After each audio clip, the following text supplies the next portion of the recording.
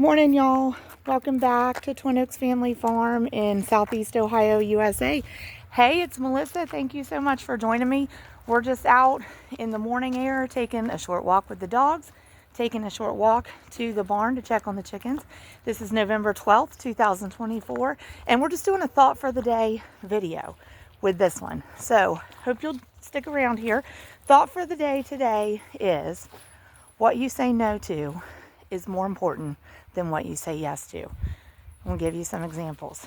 When these thoughts are going through our heads, I'm overwhelmed by the finances. I'm overwhelmed by the schedule. I'm overwhelmed by feeling unhealthy. I'm overwhelmed by too many responsibilities. I'm overwhelmed by sin around me, by sin in my life. All those things.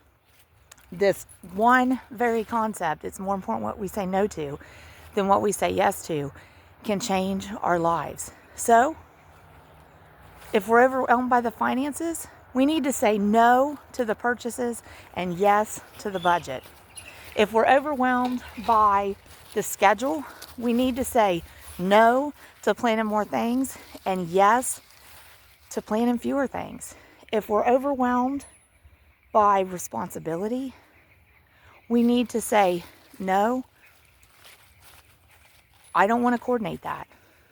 We need to say yes to, hey, let's delegate that out to somebody else. If we're overwhelmed by feeling unhealthy, we need to say no to larger portions. We need to say no to foods that don't contribute to our health.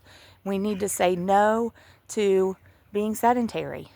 If we're feeling unwell, we need to say yes to planning intentional eating. We need to say yes to moving around more, moving our bodies. We need to say yes to the things that make us well when we put them inside our digestive system.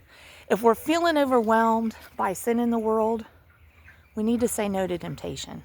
And we need to say yes to grace and mercy and to the opportunities that come into our lives to grow closer to God.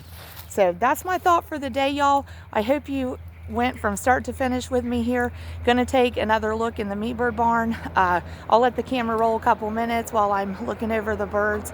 This is a flock of Cornish rock cross meat chickens, the young birds that we're raising for poultry production, and they'll complete a year of raising 1,650 meat chickens that we take to a professional poultry processor that works with a federal inspector. So the meat that's produced from them has a USDA inspected seal on it.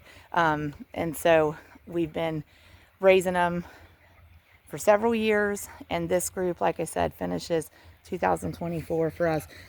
So we'll actually peek in here. We'll just let things run a couple minutes looking at the birds.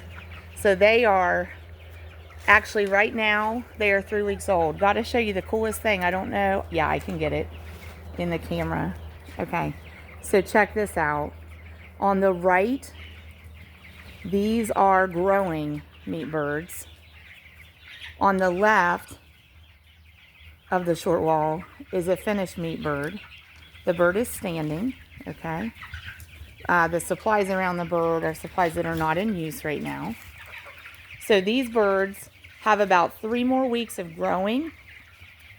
They aren't going to be quite the size of this bird because this is a unique situation. But these birds have about 3 more weeks of growing, and they will be finished and look very similar to these birds.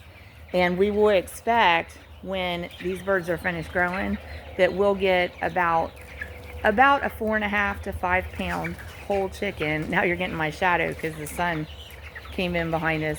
But we'll get about a 4.5 pound to 5 pound whole chicken.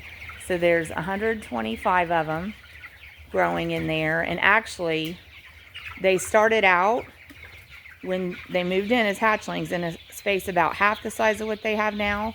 And we're actually ready to like double their space again.